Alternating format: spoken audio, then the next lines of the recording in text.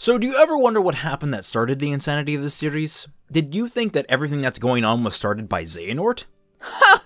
Xehanort is only the latter stages of the disease. In reality, much of Kingdom Hearts lore was kickstarted over 100 years before anything we saw in the main games. Most of this information early in this video is coming from the Kai spin-off series, which is an MMO that's still technically feeding us information. So know that I'm not going to be covering much because there are still plenty of questions unanswered about it. In the Age of Fairy Tales was a man known as the Master of Masters, a powerful Keyblade wielder who had the gift of prophecy. Knowing he's going to disappear one day, he begins training 6 apprentices and then assigns 5 of them as union leaders to train more Keyblade masters and to gather small motes of light called Lux to help them combat Heartless that are spraying across the worlds. The 6th apprentice he gives a box to protect and a Keyblade set with the Master's eye, which will allow the Master to view every event during which the Keyblade is present. He writes a book of prophecies around these observations and leaves copies of the book in the hands of his apprentices before leaving them in charge of protecting the world and vanishing, only to be seen again in cryptic flashbacks and dream sequences like half the cast of this series already does. Soon enough, infighting begins to erupt among the 5 leaders, especially when one of them reveals that there's a traitor amongst them that has been in cahoots with the darkness. This distrust between them spreads down to those they're training, the other Keyblade wielders looking to become masters, and eventually the 5 factions erupt into full-blown war. One of the leaders, having been told by the Master disaster is coming, collects a number of special wielders to survive the oncoming war. Called the Dandelions, they're sent to a different world to protect them from the war and isolate them from the knowledge that a whole lot of their friends just murdered the absolute crap out of each other. This is where we meet Ventus for the first time chronologically in the series. He's one of the Dandelions and in fact rises to become one of the 5 that take leadership roles after the war finally subsides. However, that's about all we know about him during this period. Again, the game is still in progress and most of that is covering the era after the Keyblade War, so yeah, if there's some big revelation about Ven or how the hell he shows up only about a decade and a half shy of the present of the series, it'll probably happen after I release this video. Considering there are other relevant characters popping up around this time period too, I guarantee you we're going to have to get an explanation about this time discrepancy at some point. So yeah, we fast forward to a couple of decades before the series proper and we meet Eraqus, who is training alongside Xehanort to become Keyblade Masters. They succeed, but Eraqus is distraught over how obsessed with darkness Xehanort has become, and the two eventually come to blows, which is where Eraqus is left with distinctive facial scars. After that, Eraqus doesn't see Xehanort for quite some time and ends up recruiting his own apprentices, the energetic Terra and the reserved but jovial Aqua. Xehanort too recruits his own apprentice,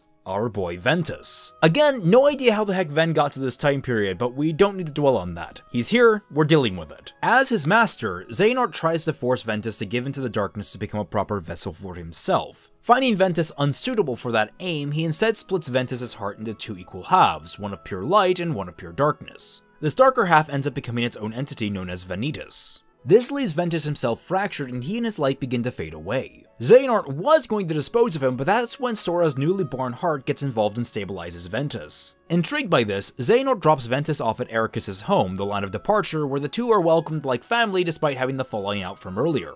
Over the next 4 years, Ventus befriends Terra and Aqua and becomes one of Eraqus' pupils. In the intervening time, Vanitas, being all of Ventus' raw negative emotions, begins to form those emotions into creatures known as Unversed, which he lets loose across multiple worlds in order to further Xehanort's plans. Finally, 10 years prior to the first Kingdom Hearts, Terra and Aqua have their Mark of Mastery exam, overseen by both Eraqus and Xehanort. Terra fails because he is unable to control his darkness, and Xehanort begins manipulating this failure and this dark attunement as a means of turning Terra into his next vessel. After this, Xehanort vanishes and the Unversed begin to attack the worlds. Terra is dispatched to find the errant master and destroy the monsters. While he receives his orders, Vanitas shows up to surreptitiously manipulate Ven's perception of Terra and to instill fear that he'll lose Terra as a friend if Terra leaves. When Ven witnesses Terra leaving anyway, he chases after, and Aqua is ordered by Eraqus to follow both of them, both to retrieve Ven and to keep an eye on the darkness in Terra's heart. With that, the three jump from world to world, fighting unversed and unique threats while narrowly missing each other. Terra is manipulated multiple times into committing questionable if not downright evil acts, which make Ven and Aqua begin to question him considering they're usually following in the aftermath of those choices. Along the way, the three each have a run-in of some sort with Mickey Mouse, though most of the bonding really occurs between him and Aqua. The trio meet up again during an interlude at Radiant Garden, which is also where Aqua meets a 4-year-old named Kairi and wards her from danger with magic. After defeating a particularly powerful Unversed together, Ven, Aqua, and Terra begin to have a falling out. Terra trying to keep them out of the crosshairs of his growing darkness, and Ven refusing refusing to go home until he knows Terra isn't going to fall into darkness. They split again, and Aqua and Terra find themselves at Destiny Islands just minutes apart from each other. This is where Terra passes on the ability to wield a Keyblade to Riku, as well as where Aqua sees a major connection between her friends and the two young boys on the island. Meanwhile, Ventus encounters Master Xehanort, who reveals his plan to form the Keyblade from Ven and Vanitas, and even reveals that Master Eraqus knew the truth all along, though probably just didn't want to admit it to Ven or to himself. This prompts Ven to return to the land of departure and confront his master. Eraqus, now resigned to the truth, tries to eliminate Ven to stop Xehanort's plan, but is stopped by Terra in the nick of time. Terra ends up misreading the situation and fights Eraqus, but realizes what's going on and stops. This, however, leaves Eraqus too weak, and Xehanort arrives to kill him. However, before dying, Eraqus passes his heart onto Terra in one last fatherly act of protection, similar to how Kairi passed her heart off to Sora in the first game. Aqua learns about this going down from Yen's Cid, and Ventus's past, at least his immediate past, is explained to him by Vanitas, and both are instructed to go to the Keyblade Graveyard, which is where Terra has been following Xehanort. The three manage to have a moment of quiet between them as they all recognize they've been played this whole time and reaffirm their friendships. Though Ven is kind of a downer by asking to be straight up killed if it looks like Xehanort will succeed. Probably one of the best battles I've ever seen breaks out, at least the one from the Kingdom Hearts 2 Final Mix secret ending, which results in a number of incredibly bad things, such as Ventus fusing with Vanitas to create the Keyblade and Terra giving into darkness and being possessed by Xehanort. However, Terra is literally too angry to die, and his willpower alone possesses the discarded armor of his in order to fight his now Xehanort-controlled body. If you'll remember, this is like what Riku did back in the first game, but on steroids. Likewise, Ven manages to defeat an internal battle with Vanitas, which ends up destroying the Keyblade, at least in combination with efforts made by Aqua and Mickey on the outside. When the Keyblade is destroyed, its energy washes over everyone in the battle, scattering them to the far edges of space, though the possessed armor is still left in the graveyard to become an infuriatingly hard optional boss fight in Kingdom Hearts 2.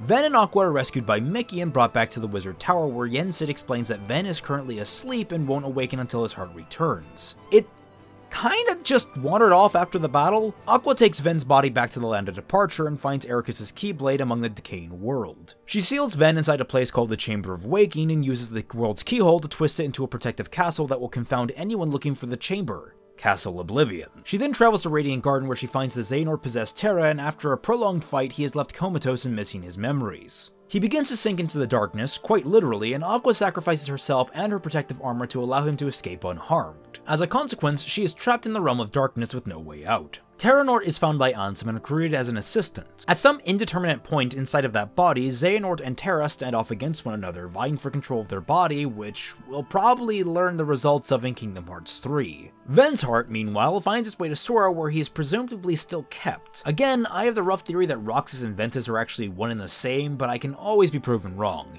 I just like throwing that little ditty out there. Back with Aqua, she's having a jolly old time in the realm of darkness, with the existential dread making her want to give in and become part of the darkness. Luckily, she's rescued by Terra and Ventus' Keyblades and regains her will to live. How these Keyblades show up?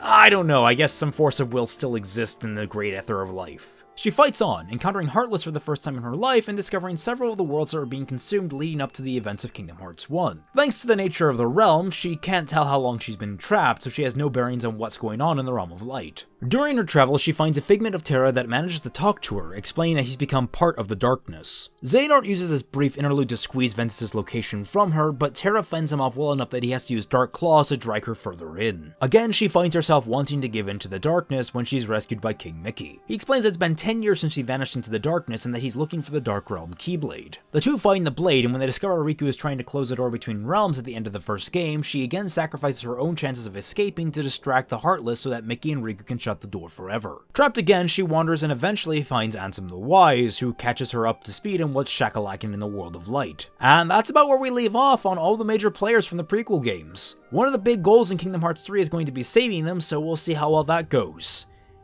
Yeah, that shouldn't be a problem at all. Yeah. I was going to make that the end, but as a last minute addition, I forgot that Ventus does make some cameos in Dream Drop Distance that are of note. Not only is he counted among the hearts that Sora has touched, but when Sora is being pulled into the darkness, Ventus' armor gets summoned around him to protect him, and actually serves as the final boss when it gets completely corrupted in Sora's stead. This lends some credence to the theory that Ventus was the disembodied voice guiding Sora all the way back in the first tutorial in Kingdom Hearts 1. This is ignoring Nomura's statement that it was Mickey years ago, but that was more than likely before Ventus was conceived completely. So it might come into play, but I don't know. have some fun theorizing with that one. If you like this video, please give it a like and consider subscribing to the channel. If you do, remember to click that bell to get the actual notifications YouTube should send you with its subscriptions. If you think I missed something vital or want to discuss something with fellow fans of the series, leave a comment down below. Consider also becoming a member on my channel by clicking the join button on the YouTube gaming link that I have, so you can get a nifty little icon next to your name every time you comment on one of my chats while I stream. And if you want to support this channel, please check out my Patreon. For $1 or more, you get access to the Team Frostbite Discord server where critics and fans alike like to mingle. A loving shout out to each and every one of my current patrons who help keep this little channel afloat. Without you guys lighting the proverbial torch under my rear, nothing would ever get done, I swear. That's all for now. The sort of second last installment will focus on the first Organization 13 and the notable members therein. We're nearing the end, guys. Stick with me just a little bit longer.